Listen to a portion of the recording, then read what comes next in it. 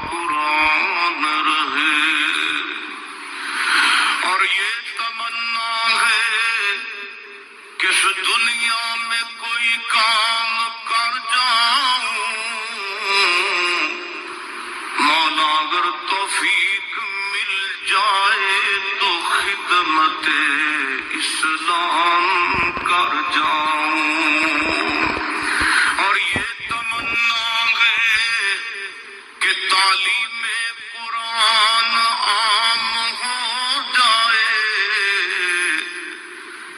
مولا یہ تمنا ہے کہ تعلیم قرآن عام ہو جائے،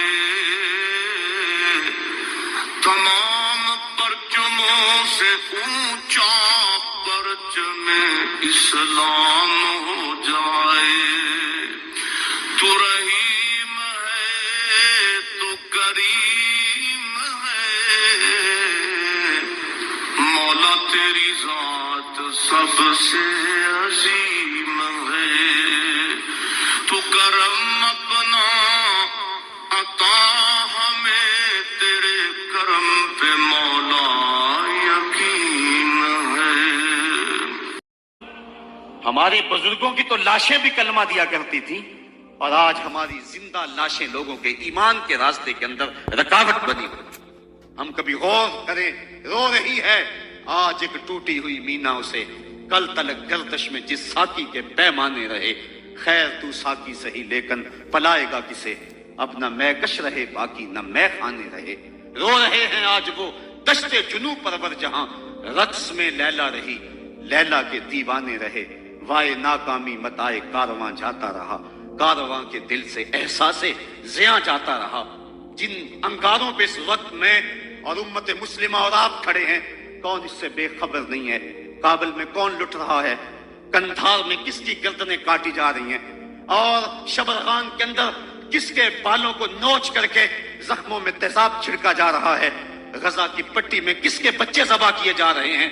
موصل میں احمد کس محمد بن قاسم کو پکار رہی ہے؟ کندھار میں، کابل میں، دشت لیلا میں، تورا گورا میں، کسورا میں، اور دریائے آمو کے دونوں کناروں پر جو قیامت بپا ہے، کبھی ہم نے احساس کیا 1.40 کروڑ انسان اس وقت خانمہ برباد ہیں، 56 اسلامی ریاستیں آج بے بس نظر آتی ہیں، اور بے حسی کی ایسی چادر اوپر تنی ہوئی ہے کہ کسی کو احساس ہی نہیں ہو رہا، اور متاع کارواں بھی لٹا چلا جا رہا ہے۔ ہم تو صرف 313 تھے اور دنیا کو ناکو چنے چبوا کے رکھ دیے۔ تاریخ اس واقعہ کو کبھی نہیں بھول سکتی جب ابو جہل نے اپنا سفیر بھیجا اور اپنا جاسوس بھیجا عمیر کہ جا مسلمانوں کو دیکھ کر کے آ کتنے، تو واپس آ کے اس نے جو خبر دی وہ بڑی حوصلہ افزا تھی، اس کے لیے حوصلہ افزا تھی۔ اس نے صنادید قریش کو اکٹھا کر کے کہا کہ یہ عمیر کی رپورٹ سنو، یہ کہتا ہے صرف 3 اونٹ کھا سکیں گے، یعنی 300 سے اوپر نیچے، ان کے پاس اسلحے بھی پورے نہیں ہیں۔ تو میری مشاورت یہ ہے، صبح لڑائی کی نوبت نہیں آئے گی، رسیاں اکٹھی کرو، صبح انہیں پکڑیں گے، اونٹوں کی پشتوں پہ جکڑیں گے اور جا کے حرم کعبہ کی دیواروں کے ساتھ باندھ دیں گے، جو بعد میں دور دور سے لوگ آیا کریں گے، ان کو ان کا تماشا دکھایا کریں گے۔ یہ نئے لوگ تھے جنہوں نے ایک نئے دین کی داغ بیل ڈالی تھی۔ جب یہ ساری باتیں وہ کر چکا تو عمیر نے جو بات کہی، تاریخ نے اس کو محفوظ کیا۔ عمیر کہنے لگا تم کہتے ہو رسیاں اکٹھی کرو، میں اس قوم کو دیکھ کے آیا ہوں، اگر میری بات مانتے ہو تو رات کی تاریکی میں بھاگ سکتے ہو تو بھاگ جاؤ، واللہ میں نے ایسے لوگ دیکھے، اس کے لفظ ہیں وَلَٰكِنْ رَأَيْتُ يَا مَعْشَرَ قُرَيْشَ الْبَلَايَا تَحْمِلُ الْمَنَايَا، اے قریش کے سرداروں اتنا بھی تکبر میں نہ ہو، میں ان آنکھوں سے دیکھ کر کے آیا ہوں کہ یثرب کی اونٹنیاں اپنی پشتوں پہ نری موتیں اٹھا کے لے آئی، اور وہ زخمی سانپوں کی طرح پیچ و تاب کھا رہے ہیں، اور کل ان میں سے کوئی مرے گا نہیں جب تک تم میں سے ایک ایک کو لڑ نہیں جاتا۔ تو اگر تمہارے اتنے لوگ مارے جائیں تو افسوس ہے تمہارے جینے پہ۔ تم کہتے ہو رسیاں اکٹھی کرو، میرا مشورہ ہے رات کی تاریکی میں بھاگ سکتے ہو تو بھاگ جاؤ۔ پھر اگلے دن عظیمت کی جو داستاں مسلمانوں نے رقم کی، اس دن کو میرے رب نے بھی یوم فرقان کہہ کے پکارا۔ آج اگر ہم دیکھیں اپنے آپ کو، ہم کس جگہ پہ کھڑے ہیں؟ 1.40 کروڑ انسان اور یہ ہجوم اور 56 اسلامی ریاستیں، اور آج ہمارے اوپر جو حال ہے، آج ہے رسوا زمانے میں کلاه لالا رنگ، جو سراپا نازتے ہیں آج مجبور نیاز۔ آج ہم جس جگہ پہ کھڑے ہوئے کون نہیں جانتا ہے. ہر سمت دکھ ہی دکھ پھیلا ہوا ہے. ہمیں بڑی سنجیدگی سے سوچنے کی ضرورت ہے اور اپنے عمل کے محاسبے کی ضرورت ہے. یہ پچھلے دن گجرانوالہ میں بھی سڑکوں پہ لوگ نکل آئے تو میں بھی لوگوں میں شامل تھا. اور کون شخص ہے کہ جس کو امریکہ کے ساتھ ہمدردی ہوگی اور بش کے لیے دل میں کوئی نرم گوشہ ہوگا؟ وہ بدبخت شخص جس کی آستین کے ایک ایک تار سے مسلمانوں کا لہو ٹپکتا ہے.